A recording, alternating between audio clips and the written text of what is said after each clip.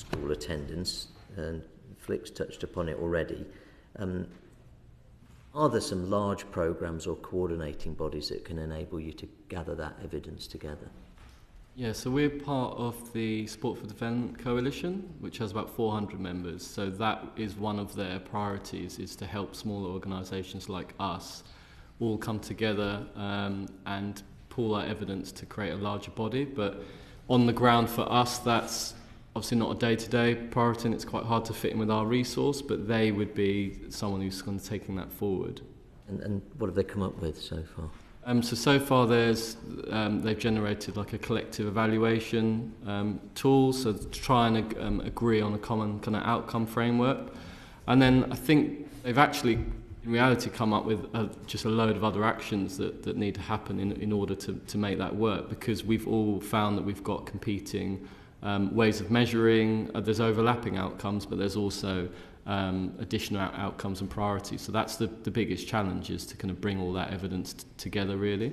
And have those organisations tried their best to make sure that that's not overly bureaucratic or complicated? Because, I mean, you've got people who really want to work with young people and help them play sport, not spend their time filling in forms. Yeah, no, absolutely. That's one of the challenges, really, with impact measurement at this level, that we collect terminal or biannual data, but you can't use really more than a couple of scales with a young person per term. It's just a complete kind of turn off. And we do that by phone as well, like pitch side, but that is a challenge for the sector as a whole. So there's a whole raft of things you could measure, and that we are as a sector changing, but we each individually have to choose probably one or two things to focus on measurement on because of that reason. And is school attendance one of those? Does it tend to be one of those? And are there ways to either make that more of a focus, or indeed do you think it should be one of the premier focuses? I don't think it's a predominant focus at the moment. I think it's almost like a byproduct of some of the other priorities. So for us, our big drive is really around pupil well-being and pupil behaviour, like outward behaviour in terms of how the school sees it.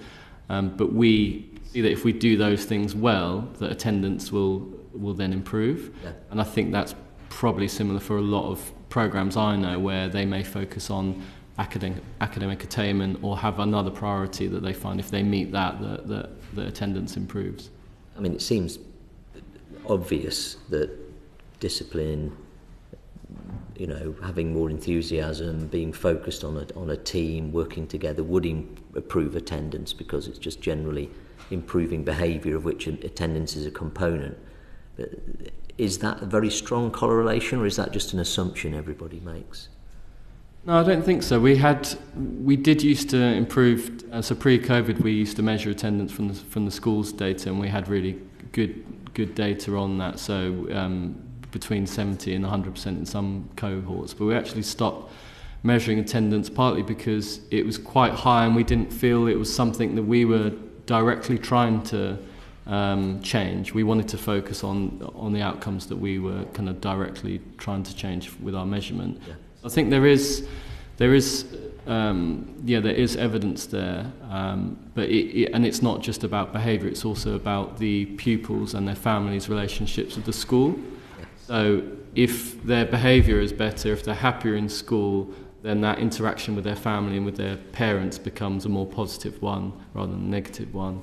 And then attendance improves, because the families and the parents themselves may not have a problem with the school as such. Good, thank you.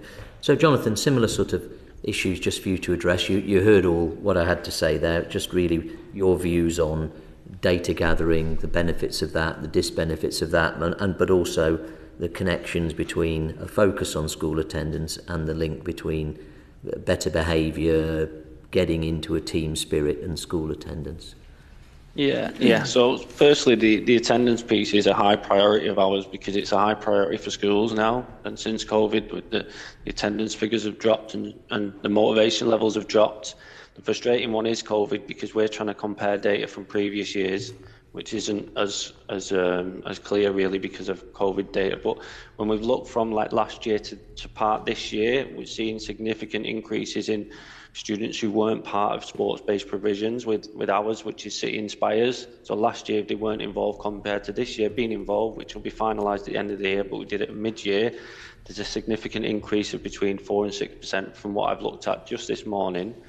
Which shows it's a big push for us. We have to get students into school, and as was mentioned before, for some of our provision, it might be the only day of the week that a student attends school. So that's a 20% difference from where would they be for that day, at home or just not engaging in positive activity. So it's certainly something we really want to focus on, and ours is a Premier League partly Premier League funded programme, and it's a priority for the Premier League as well, in terms of looking at attendance and risk of exclusion, etc., and making sure that young people stay on the right path as much as they can.